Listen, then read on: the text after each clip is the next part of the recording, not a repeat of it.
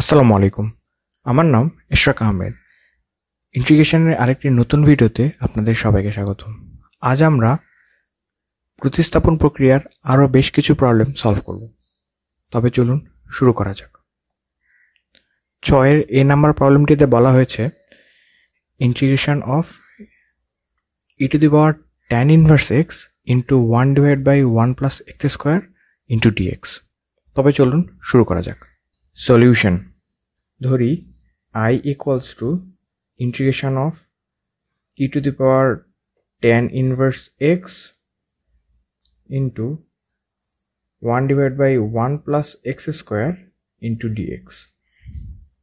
এখানে এর পাওয়ার যদি x থাকতো তাহলে আমরা সহজে ইন্টিগ্রেশন করতে পারতাম, কিন্তু এখানে tan inverse x থাকায় একে আমাদের z ধরে নিতে হবে। ধরি tan inverse x equals to z ধরি। এখন আমরা জানি tan ইনভার্স x এর ডিফারেন্সিয়েশন হলো 1/1 প্লাস x স্কোয়ার।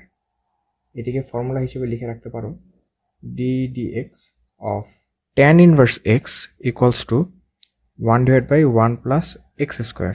যখনই আমি ডিফারেন্সিয়েশনের কোনো ফর্মুলা বলবো সেটির সাথে সাথে নোট খাতায় লিখে রাখবে, যাতে তোমার পরের প্রবলেম সলভ করতে ইজি হয়। তাহলে এখানে tan ইনভার্স xকে আমরা লিখতে পারি 1/1 plus x square dx equals to z K integrate করলে dz, z কে ডিফারেন্সিয়েট করলে dz। তাহলে এখন চলো অরিজিনাল ফাংশনটিকে রিপ্লেস করা যাক। ইন্টিগ্রেশন tan ইনভার্স x এর বদলে আসবে z, তারপরে 1/1 plus x square into dx, 1/1 plus x square into dx এর পরিবর্তে আসবে z dz। দেখো আমাদের প্রবলেমটি একেবারে ইজি হয়ে গেছে। এখন আমরা জানি z কে ইন্টিগ্রেট করলেও আমরা z-ই পাবো, তাই আমাদের ইন্টিগ্রেশনের ভ্যালু হবে z plus integral constant c।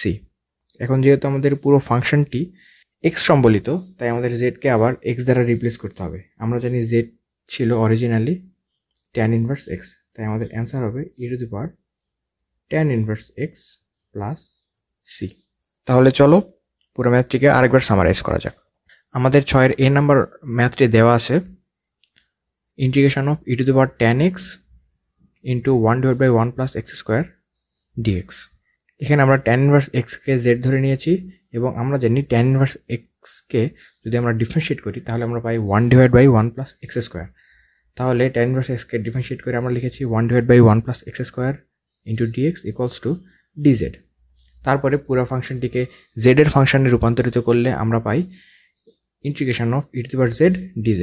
তারপরে z কে ইন্টিগ্রেট করলে আমরা z-ই ফেরত পাই। তাহলে আমরা লিখেছি আমাদের অ্যান্সার হইল z plus integral constant c।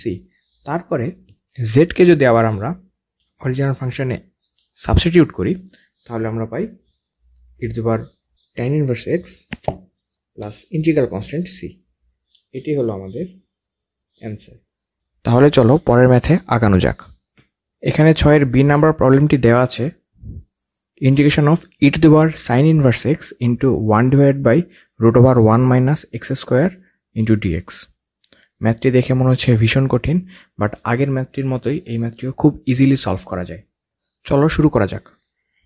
ধরি I equals to integration of sin inverse x into 1/1 minus x square into dx।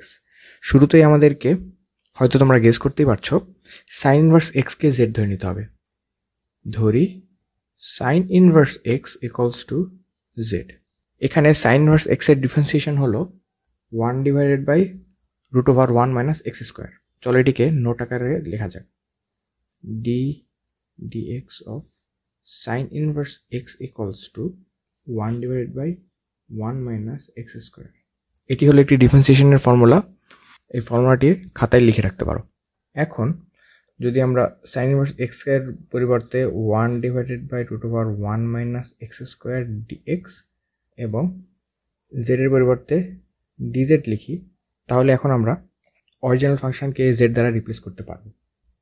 I equals to integration of এর পাওয়ার sin ইনভার্স x। এখন sin inverse x equals to z ধরা ছিল, তাই sin inverse e to the power z, এবং এখানে পুরো portion 1/√1 minus x square into dx এর পরিবর্তে আমরা লিখতে পারবো ডিজেড।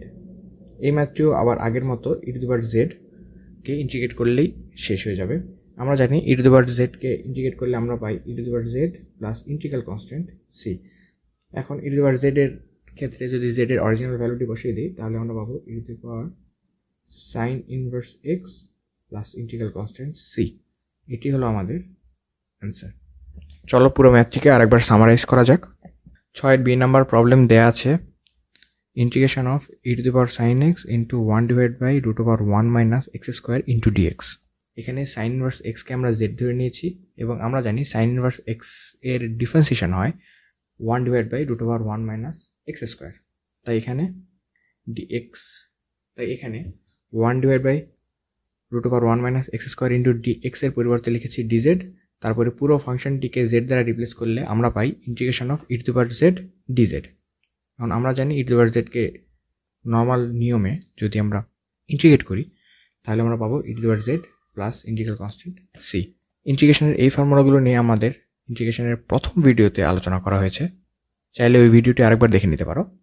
এখন জেডকে যদি আবার অরিজিনাল ফাংশনে রিপ্লেস করে দেওয়া হয় তাহলে আমরা পাবো E to the power sine inverse X plus C. তাহলে চলো এখন পরের ম্যাথে আগানো যাক। 6 সি নাম্বার প্রবলেমটি দেয়া আছে integration of x/√1 minus x square into dx. তবে চলো এখানে ধরে নিই i equals to integration of x√1 minus x square into dx. এই ম্যাথটি দেখে একটু কমপ্লেক্স মনে হতে পারে, কিন্তু এখানে রুটের ভেতরে যে পোর্শনটুকু আছে অর্থাৎ 1 মাইনাস এক্স স্কোয়ার, একে আমাদের জেড ধরে নিতে হবে। ধরি 1 minus x square equals to Z. এখন একে যদি আমরা ডিফারেন্সিয়েট করে দিই, আমরা জানি 1কে ডিফারেন্সিয়েট করলে আমরা পাবো 0, কারণ এটি একটি কনস্ট্যান্ট। তারপর মাইনাস এক্স স্কোয়ারকে ডিফারেন্সিয়েট করলে আমরা পাই 2x dx, এবং জেডকে ডিফারেন্সিয়েট করলে আমরা পাই ডিজেড। তাহলে আমাদের এখানে উপরে লবের পোর্শনে আমরা দেখতে পাচ্ছি এক্স ডিএক্স, অর্থাৎ এক্স ডিএক্স ইকুয়ালস টু আমরা লিখতে পারবো মাইনাস ডিজেড বাই, আমি আবার বলছি, আমাদের অরিজিনাল ফাংশনের লবে এক্স ডিএক্স আছে, সো আমরা এক্স ডিএক্স এর পরিবর্তে লিখতে পারবো মাইনাস ডিজেড বাই 2। এখন চলো পুরো ফাংশনটিকে রিপ্লেস করা যাক। আবার আই ইকুয়ালস টু লিখতে পারবো ইন্টিগ্রেশন অফ, যেহেতু মাইনাস ডিজেড বাই 2 সুতরাং মাইনাস হাফ সামনে লিখবো, কারণ এটি হচ্ছে একটি কনস্ট্যান্ট। উপরে থাকবে ডিজেড আর নিচে √1 মাইনাস এক্স স্কোয়ারের পরিবর্তে শুধু জেড। এখন দেখো পুরো ফাংশনটি কত ইজি হয়ে আসছে। এখন এখানে আমাদের x two the power N এর ফর্মুলা বসিয়ে দিলেই ম্যাথটি কমপ্লিট হয়ে যাবে। আমরা জানি 1/√z কে লেখা যায় জেড এর power minus half into DZ. এখন এন এর ভ্যালু এখানে মাইনাস হাফ। এখন একে যদি ইন্টিগ্রেশনের ফর্মুলায় ফেলি তাহলে আমাদের ভ্যালু হবে জেড এর power minus half plus 1 divided by minus half plus 1 plus integral constant C.